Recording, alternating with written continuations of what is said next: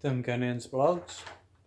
This is 2013. So we have moved on from the 2010 blogs and are now moving forward in time. This is a short one. It's called Dinosaurs Are Actually Birds and Mammals. I remember visiting the Sydney Museum a few years ago and being impressed by the Tyrannosaurus Rex skeleton that was on display in the foyer. Later, in the same visit, I was browsing through the large flightless birds display and something caught my eye. Turns out that the skeletal structure of a T-Rex and the large flightless birds is very similar. The primary differences being the size of the head and of course that famous T-Rex pose. But wait a minute, something was wrong. I rushed back down to the T-Rex display. I could hardly believe it. But I realized way back then that if the T-Rex was posed in the same way that the large flightless birds were, with arms folded back emu style, it would be a large flightless bird. And I don't know if you're aware of things called terror birds in South America, basically gigantic flightless birds. I mean, absolutely huge. Well, what about the teeth? I wondered about that for many years. Birds don't have teeth, right? Wrong. Geese have teeth. So why on earth would any scientist suppose the T-Rex was a lizard? I looked it up, and it turns out they don't. The dinosaurs are not lizards. That's right, folks. And not only that, but it turns out that DNA samples show that what the world once thought were giant reptiles are most closely related to birds. In any case, any person that thinks for themselves can see lizards lie flat on the ground. Because their bodies are very heavy, they lay flat on the ground, their tummies on the ground. They can't really stand up, particularly the large monitor lizards or Komodo dragons. They're cold-blooded and have very characteristic features and movement dynamics that would be impossible in most dinosaur forms. But my extrapolations wouldn't be contained with a T-Rex. Instead, what about the mighty Brontosaurus, described so aptly yet controversially in the biblical book of Job?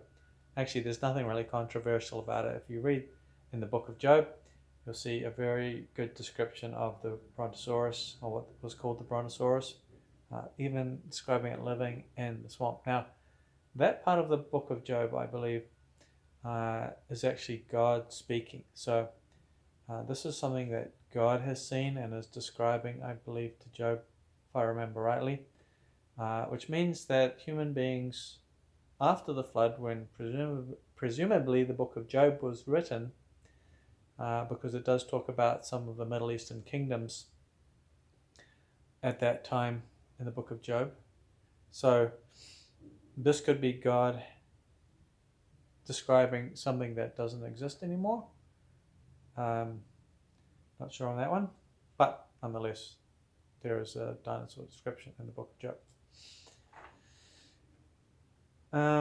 What if Bronte was to the elephant what the deer is to the giraffe? In other words, if you can imagine a giraffe as a giant deer with extremely long neck,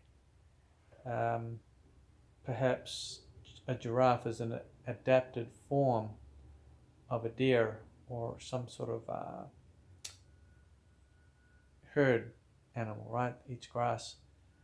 So what I'm saying here is that adaptation still exists in the Bible, and we know that because dog breeders can breed dogs into many different forms. So we know that God has designed creatures to be able to adapt their forms, and the obvious reason is because this is a survival tool. God, seeing ahead in time, being a perfect engineer, designed the machines, the living organic machines, to be able to adapt and change to cope with their environment. But what that means is that power, the capacity for adaptation may be so incredible. Think of a Chihuahua compared to a Great Dane, then you're thinking on the same terms of a deer compared to a giraffe. And can we not suppose that an elephant or something of that nature could somehow become a brontosaurus or a hippopotamus?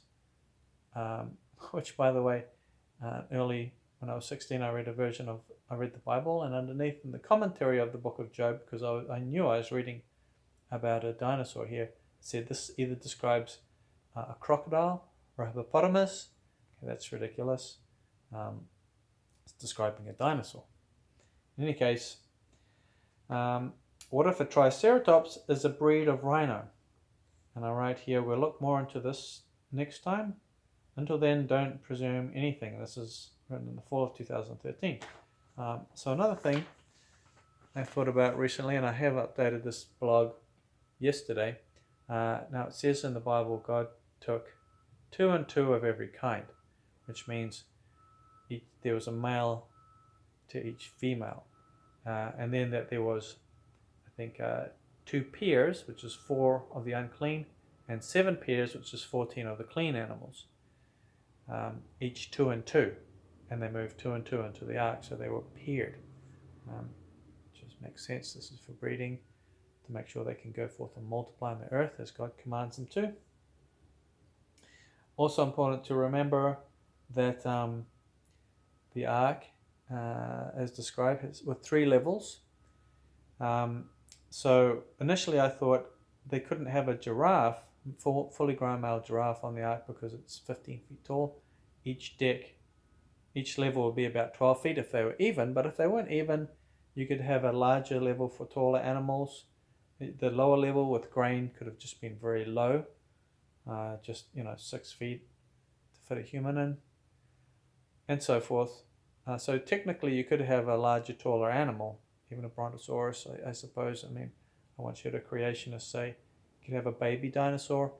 But the thing is, if you think about the fact that God said of each kind, and that the ark is a limited space, and there are not more kinds of animals now, but there are definitely more species or subspecies. That is, the adaptations animals have made over the thousands of years in the creationist view.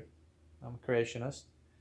Maybe I don't agree with what other creationists say exactly, but nonetheless I believe that it's more likely that the creation is something that happened recently within the last 10,000 or even 6,000 years of the whole universe.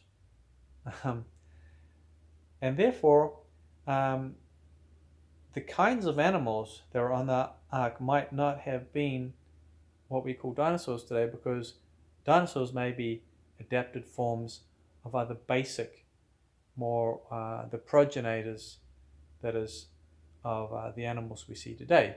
And if dinosaurs were adapted from other forms, perhaps for breeding privileges, the Bible does mention that the earth was full of violence, and it seems to indicate not just among humans but among animals too. So even though they might not have been eating each other, everything was vegan at the time, they were competing and fighting, and seems there was no limit of food from the animal's perspective, or and no danger of predation of the eggs, for example.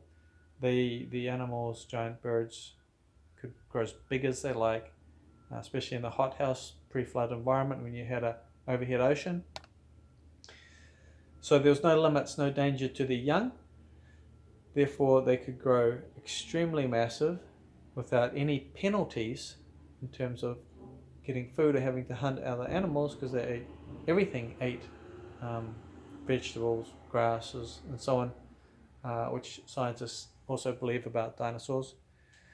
So therefore, dinosaurs in the fossil record, which I believe represents a snapshot of the pre-flood, some of the creatures that lived in the pre-flood world, could represent creatures that may not have been on the ark because they were an adapted form of a kind of an animal, therefore it didn't need representation. So if you read Darwin's book on the origin of species, he talks about superspecies, and he also talks about instant adaptation.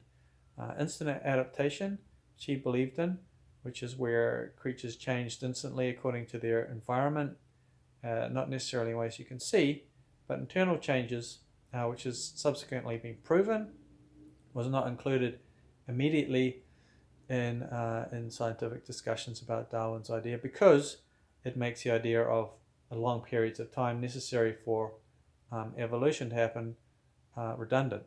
So and that time they were believing that the world is 1 million years old. Now they believe it's billions. All this become superfluous in the face of instant adaptation, which has been proven now.